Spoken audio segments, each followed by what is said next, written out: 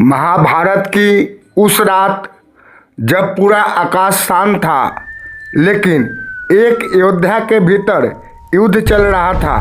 कहते हैं उसी रात एक देव ने वेश बदलकर उस अयोध्या की किस्मत को परखा और जो हुआ उसने इतिहास की दिशा तय कर दी। महाभारत का युद्ध अंतिम चरण में था।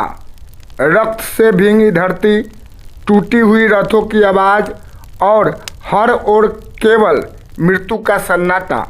उस रात जब अगला दिन निर्णायक होने वाला था, महाभारत के सबसे महान धनुर्धरों में से एक कर्ण अपने रथ के पास खड़ा था। उसकी आंखों में आग थी, लेकिन दिल के किसी कोने में एक अनकहा भय भी। दूसरी ओर अर्जुन के रथ पर विराजमान थे हनुमान, जो सब देख रहे थे। उन्होंने देखा कर्ण का पराक्रम अद्भुत है, लेकिन उसका मन पूरी तरह स्थिर नहीं। वह तुरंत पहुँचे श्री कृष्ण के पास और बोले, प्रभु, कर्ण महान है, पर क्या उसका आत्मबल भी उतना ही अधिक है? कृष्ण मुस्कुराए, जाकर देख लो। रात गहरी हो चुकी थी, चारों ओर अंधकार, और तभी एक वृद्ध साधु के रूप में कोई कर्ण के पास आया। कमजोर शरीर, झुकी कमर, लेकिन आंखों में अजीब सा तेज। वह बोला, वीर, क्या तुम वही कर्ण हो जिसका नाम पूरी धरती पर गूंज रहा है? कर्ण ने विनम्रता से कहा, हाँ, मैं ही हूँ, आदेश करे। वृद्ध मुस्कुराया, सेवा नहीं, परीक्षा चाहिए। कर्ण चौंक गया, परीक्षा? इस समय? वृद्ध बोला, असली अयोध्या वही जो हर क्षण तैयार हो। वृद्ध ने कहा, मुझे थकान है, अपने रथ को थोड़ा झुका दो, मैं उसके पहिए पर बैठकर विश्राम करूँगा। कर्ण ने बिना सोचे तुरंत रथ झुका दिया, लेकिन जैसे ही उसने दोबारा रथ उठाने की कोशिश की, रथ हिला तक नहीं। कर्ण ने पूरी शक्ति लगा दी, उसकी नसें तन गई, पसीना बहने लगा, लेकिन रथ मानो पर्वत बन चुका था। वृद्ध वहीं बैठा हल्की मुस्कान के साथ सब देख रहा था। कर्ण अब थक चुका था। उसने हताश होकर पूछा, आप कौन हैं? तभी वृद्ध का शरीर बदलने लगा। वो विशाल हो गया, आंखों से तेज निकलने लगा और पूरा वातावरण कांप उठा।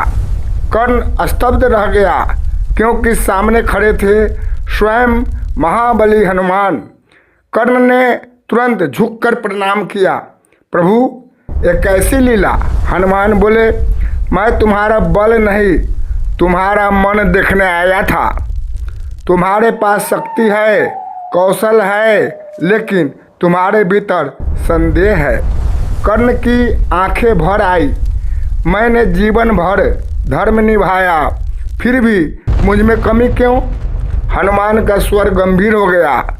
वीरता केवल युद्ध जीतने में नहीं, सही पक्ष चुनने में भी होती है। जब योद्धा अधर्म के साथ खड़ा होता है, तो उसका आत्मबल खुद उससे दूर हो जाता है। ये शब्द कर्ण के हृदय को चीर गए। उसे पहली बार महसूस हुआ कि असली युद्ध बाहर नहीं, उसके भीतर चल रहा है। कर्ण ने धीरे से पूछा, क्या अब भी कुछ बदल सकता है? हनुमान बोले, परिणाम नहीं, पर तुम्हारा संकल्प जरूर। कल जब तुम युद्ध करो तो किसी के लिए नहीं, सिर्फ सत्य के लिए लड़ना। इतना कहकर हनुमान अदृश्य हो गए। लेकिन कर्ण अब वही व्यक्ति नहीं था। उसकी आंखों में अब भय नहीं, एक अद्भुत शांति थी। अगली सुबह जब कर्ण और अर्जुन आमने सामने आए, पूरा युद्ध क्षेत्र थम गया।